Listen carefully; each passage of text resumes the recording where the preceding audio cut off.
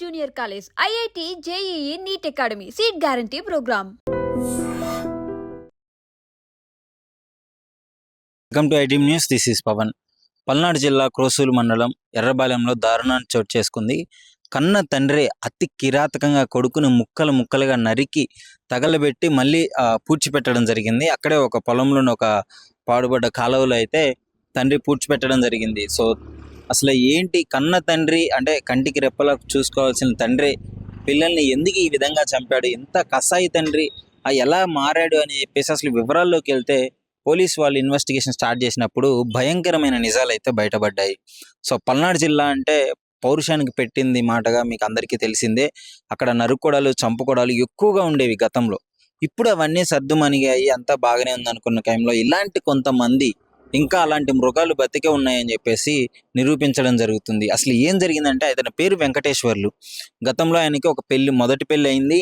పెళ్ళి అయ్యి 2 పిల్లగాళ్ళు పుట్టారు. పుట్టిన తర్వాత ఆమె ఎక్కువగా అనుమానించేవాడంట. ఒక చిన్న కొడుకు, 2 కొడుకులు ఉన్నారు కదా, పెద్ద ఆయన పేరు మాంగ్య నాయక్. అయితే చిన్న కొడుకు ఎర్రగా పుట్టాడన్న కోపంతో భార్యని ఎక్కువగా హింసించేవాడంట. 3 నెలల తర్వాత పాపం మా బిడ్డ రక్తం కక్కుకొని చనిపోయింది. ఎందుకు చనిపోయిందో తెలియదు. రెండో కొడుకు నోట్లోంచి రక్తం కనుక్కొని చనిపోవడం జరిగింది. కానీ భార్య ఏం చెప్తుందంటే, నా భర్తే నా కొడుకుని చంపాడు అని చెప్పేసి ఆరోపించడం జరిగింది. ఆ గొడవలో ఆమె భయపడి వాళ్ళ పుట్టింటికి వెళ్ళిపోవడం జరిగింది. విడాకులు కూడా తీసుకుంది. విడాకులు తీసుకున్న తర్వాత ఈ పెద్ద కొడుకు మాంగ్య నాయక్ నాకే కావాలని చెప్పి తల్లి పోరాటం చేసింది, కేసు పెట్టింది, కోర్టులో కేసు కూడా వాదించింది. కానీ తప్పసని పరిస్థితుల్లో తండ్రి దగ్గరే కొడుకు ఉండాల్సిందిగా నిర్ణయించడం జరిగింది. మళ్ళీ ఇంటికి వచ్చి వార్నింగ్ ఇవ్వడం జరిగింది ఆమెకి, నీ ఇష్టం వచ్చినట్టు కొడుకు కోసం వస్తే మాత్రం నువ్వు కూడా చచ్చిపోతావు అని చెప్పేసి. మళ్ళీ గతంలో ఆయన మీద ఇంకో మర్డర్ కేసులు కూడా ఉన్నట్టు తెలుస్తుంది. వాళ్ళ చెల్లి పాపం మూగా ఆమె అంట, ఆడబిడ్డ వాళ్ళ చెల్లిని అతి కిరాతకంగా చంపింది ఇతనే అని చెప్పేసి అని అంటున్నారు. వాళ్ళ అత్త మామల్ని అంటే ఇతని వెంకటేశ్వర్లు సొంత అమ్మ నాన్నను కూడా ఇతడే చంపాడు అని చెప్పేసి చెప్తున్నారు. ఎందుకు ఆ విధంగా అంటుందంటే, వాళ్ళ భార్య దగ్గరికి వెళ్ళి వార్నింగ్ ఇవ్వడం జరిగిందంట. ఆ దానికి కట్టిన బతే మీ అత్తకు పెట్టిన గతే నీకు పట్టిద్ది, ఇంకోసారి నా జోలికి రావద్దు, నా మీద కేసులు పెట్టొద్దు, నా కొడుకు కావాలని చెప్పేసి నా దగ్గరికి రావద్దు అని చెప్పేసి ఈ విధంగా వార్నింగ్లు ఇవ్వడంతో పాపం ఆమె భయపడి పుట్టింట్లోనే ఉండడం జరిగింది. మళ్ళీ తర్వాత గత కొన్ని రోజులుగా కొడుకు కనిపించకపోవడంతో, మాంగ్య నాయక్ అనే కొడుకు కనిపించకపోవడంతో తల్లి రెండో పెళ్లి చేసుకుంది. ప్రమీల అనే ఆమెని పెళ్లి చేసుకున్నాడు.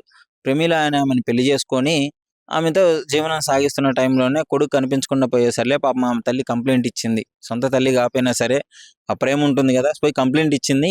కంప్లైంట్ ఇచ్చిన తర్వాత ఇతని మీద అనుమానం ఉందని చెప్పడంతో వెంకటేశ్వర్ల మీద పోలీసు వాళ్ళ స్టైల్లో ఇన్వెస్టిగేషన్ స్టార్ట్ చేసిన తర్వాత ఆ భయంకరమైన నిజాలు అయితే బయటపడ్డాయి. కొడుకుని చంపేసి అతి కిరాతకంగా, అంటే బయట వ్యక్తి చనిపోతేనే ఎంతో బాధాకరంగా ఉంటుంది, కానీ సొంత కొడుకుని అతి కిరాతకంగా నరికి చంపి ఆ భూమిలో పాతిపెట్టడం జరిగింది, కాలువలో. అదంతా ఒప్పుకున్నాడు. ఎందుకు చంపాడని వివరాల్లోకి వెళ్తే, కొంతమంది చెప్పే విధానం ప్రకారం కొడుకు ఎవరైతే ఉన్నాడో 19 సంవత్సరాల అబ్బాయి, వాళ్ళు గొర్రెలు ఉన్నాయి కదా, వాటిని డబ్బుల కోసం అమ్ముకున్నాడు, ఆ కోపంతోనే ఈ విధంగా చంపాడు అని చెప్పేసి మాంగ్య నాయక్ని అని చెప్పేసి కొంతమంది చెప్పడం జరుగుతుంది. ఇప్పుడు కేసు ఏదైనా జరిగినప్పుడు రీకన్స్ట్రక్షన్ చేస్తారు ఎక్కడైనా సరే. అదేవిధంగా ఎక్కడ చంపాడు, ఎలా చంపాడు అని చెప్పేసి కేసు రీకన్స్ట్రక్షన్ చేయడానికి చూపిస్తాడు ఎలా ఉంది అని. అక్కడికి తీసుకెళ్ళినప్పుడు ఊర్లో వాళ్ళ ప్రజలు, బంధువులు అయితే తిరగబడ్డారు పోలీసుల మీద. వాడిని మాకు అప్పచెప్పండి, వాడికి మేము బుద్ధి చెప్తాము, మాకు ఎంతమందిని ఇంత దారుణంగా చంపాడు, అతనికి కూడా అదే చావు పట్టాలని చెప్పేసి కొంచెం పోలీసుల మీద తిరగబడడం జరిగింది ప్రజలు. మాకు చేసే న్యాయం ఇది ఒక్కటే, మీరు మాకు ఏ న్యాయం చేయని అవసరం లేదు అని చెప్పేసి చెప్పడం జరుగుతుంది. ఇంత జరుగుతున్నా కానీ ఆ వెంకటేశ్వర్లు అనే వ్యక్తి మృగంలా ప్రవర్తిస్తూ, నేను బయటికి రాగానే మళ్ళీ మిమ్మల్నే చంపేది అని అంత పొగరుగా మాట్లాడడం జరిగింది. ఇలాంటి వాళ్ళకి ఉరికమ్మం ఎక్కించి ఉరిశిక్ష వేయాలి అని చెప్పేసి చాలా మంది కోరుకోవడం జరుగుతుంది. ఎవరు చంపుకుంటారండి కన్న కొడుకుని అతి కిరాతకంగా ముక్కలు ముక్కలుగా నరిపి?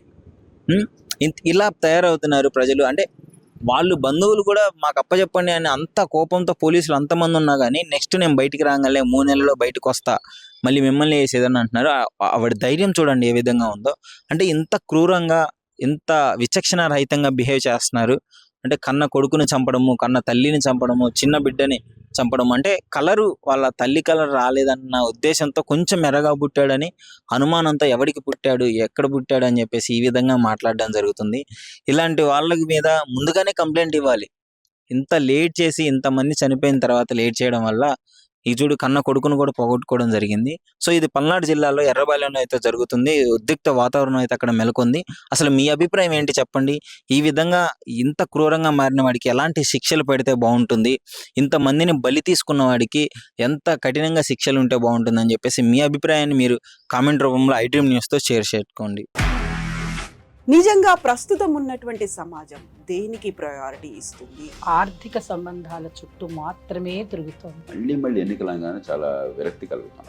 మంచి అనిపిస్తుంది కదా, లేడీస్ కూడా ఛాలెంజింగ్ జాబ్స్ చేసినప్పుడు చాలా బాగుంటది. ట్రాఫిక్ అసిస్టెంట్స్ గా నియమించిన ట్రాన్స్జెండర్స్ అందరితో సాల్యూట్ చేయించుకుంటున్నారు. ఫుడ్ డెలివరీ ఇవ్వటానికి వెళ్ళినటువంటి డెలివరీ బాయ్ అనిల్ పై కళ్ళ ముందు పెళ్ళండి